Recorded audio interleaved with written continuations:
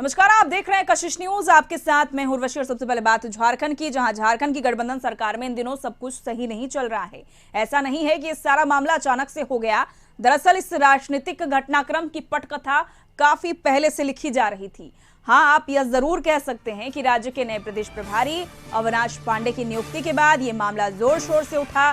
नए कांग्रेस ने ताबड़तोड़ झारखंड का दौरा कर संगठन को जगाने की कोशिश की और उसका परिणाम ये निकला कि कई मुद्दों पर सरकार में रहते हुए भी कांग्रेस ने खुलेआम हेमंत सरकार का विरोध करना शुरू कर दिया।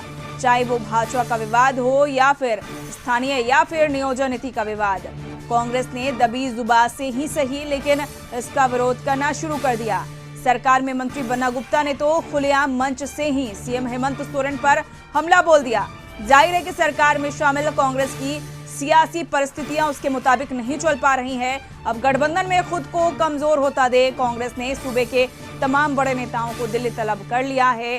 बैठकें जारी है। प्रदेश अध्यक्ष राजेश ठाकुर, बन्ना गुप्ता, आलमगीर आलम सहित कई नेताओं को सरकार में पकड़ बनाए रखने की नसीहतें दी जा रही है। दिल्ली में बैठक, रांची को मैसेज देने की कोशिश है। खुद प्रभारी अविनाश पांडे ने कह दिया है कि 1 महीना पहले ही उन्होंने सीएम को कॉमन मिनिमम प्रोग्राम की लिस्ट सीएम हेमंत सोरेन को सौंपी थी, लेकिन 1 महीने बाद भी उसका कोई जवाब उन्होंने नहीं दिया। अविनाश पांडे ने एक तरीके से सीधे सीएम पर निशाना साधा और कहा कि घर का मुखिया अगर चाहे कि वो घर को अकेला संभाल लेगा तो वो उसकी गलतफहमी है। उन्होंने कहा कि संशय पैदा करके सरकार को कमजोर करने की जो कोशिश हो रही है उसे तभी खत्म किया जा सकेगा जब गठबंधन की सभी पार्टी एकजुट होकर कॉमन मिनिमम प्रोग्राम को लागू करे।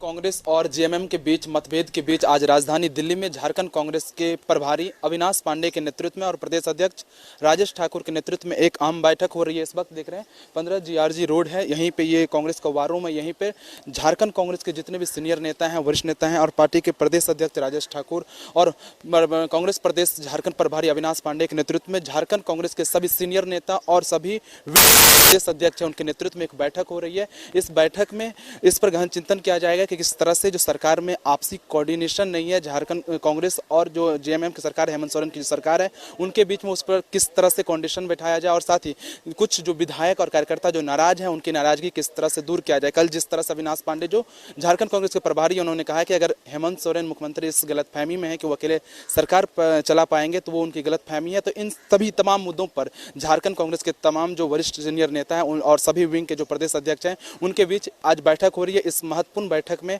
आज फैसला और डिसीजन लिया जाएगा कि किस तरह से झारखंड में संगठन को मजबूत किया जाएगा और जो सरकार के बीच आपसी तालमेल नहीं है उसको किस तरह से बैठाया जाएगा। कैमरामैन विनीत सिंह के साथ केशव कुमार झा, कशिश न्यूज, दिल्ली। और अधिक जानकारी के लिए सीधे बात करेंगे संवाददाता दिल्ली से। हमारे संवाददाता केशव जुड़ चुके हैं। केशव, इस बैठक के यूं तो कई मायने हैं। दिल्ली में बैठक चल रही है, रांची को मैसेज देने की कोशिश की जा रही है, साथ ही ये चेतावनी भी है इस बैठक के दौरान कि गुटबाजी करने वाले की खैर नहीं है, उन्हें साइडलाइन लगाने का काम किया जाएगा। और बैठक में क्या लगता है किन किन मुद्दों पर चर्चा हो सकती है और इस बैठक के क्या मायने हो सकते हैं? वैसे देखिए, सुबह 11 बजे से 4 बजे तक की बैठक चली है। अभी जस्ट ये बैठक खत्म हुआ है। झारखंड कांग्रेस के जितने भी सीनियर नेता थे वो सभी इस बैठक में मौजूद थे। झारखंड कांग्रेस के प्रभारी अविनाश पांडे के नेतृत्व में ये बैठक हो रही थी। प्रदेश अध्यक्ष राजेश ठाकुर भी मौजूद थे और जितने भी कांग्रेस के वरिष्ठ नेता थे वो सभी मौजूद थे इस बैठक में। और झारखंड कांग्रेस के जितने भी विंग है उन सभी विंग के प्रदेश अध्यक्ष इस बैठक में मौजूद थे। कल जिस तरह से झारखंड कांग्रेस प्रभारी अविनाश पांडे ने कहा था, एक मैसेज दिया था मुख्यमंत्री हेमंत सोरेन को कि अगर आप चाहते हैं कि अकेले आप सरकार चला लेंगे राज्य में तो ये संभव नहीं है, ये आपकी नहीं है। तो उन तमाम मुद्दों पर आज बैठक में चर्चा हुई है, डिस्कशन हुई है और साथ ही एक मैसेज दिया गया है। राजेश ठाकुर जो कि झारखंड कांग्रेस के प्रदेश अध्यक्ष, उनका कहना है कि 2024 में राहुल गांधी को प्रधानमंत्री बनाना है और झारखंड में इसके लिए कांग्रेस आज से ही तैयारी शुरू कर दिया है। 15 तारीख तक झारखंड में कांग्रेस पार्टी सदस्य अभियान चलाएगी डिजिटल रूप से और ऑफलाइन। तो साफ तौर से एक मैसेज भी है कि कांग्रेस के लिए 2024 में राहुल गांधी को प्रधानमंत्री बनाने के लिए झारखंड में कांग्रेस अभी से ही तैयारी करना शुरू कर दिया है। साथ ही मुख्यमंत्री हेमंत सोरेन को भी इस बैठक के जरिए मैसेज दे रही है कांग्रेस।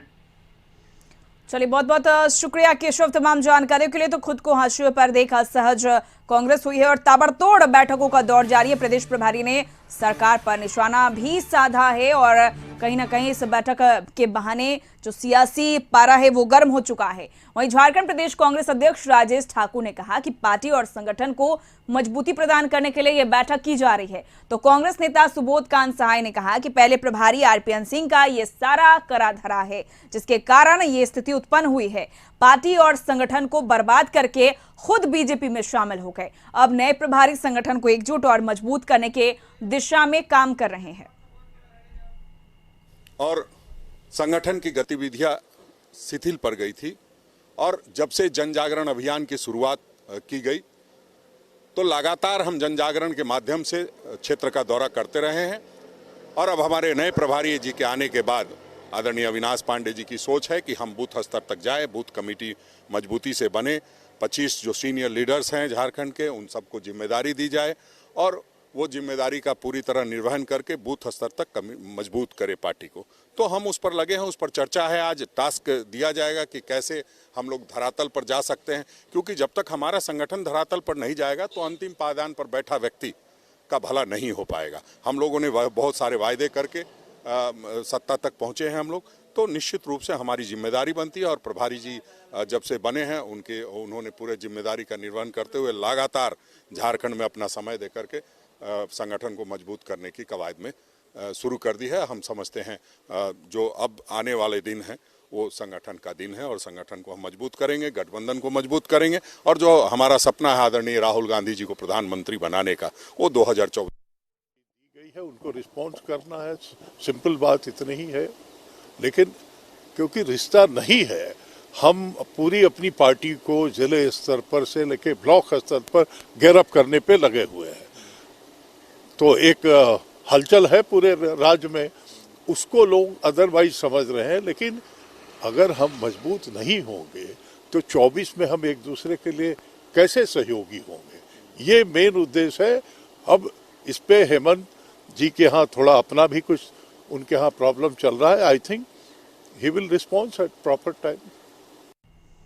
बैठक में शामिल होने आए स्वास्थ्य मंत्री और कांग्रेस नेता बन्ना गुप्ता ने कहा कि झारखंड सरकार में सब कुछ ठीक चल रहा है, कुछ अगर दिक्कत है तो बैठक कर सुलझा लिया जाएगा।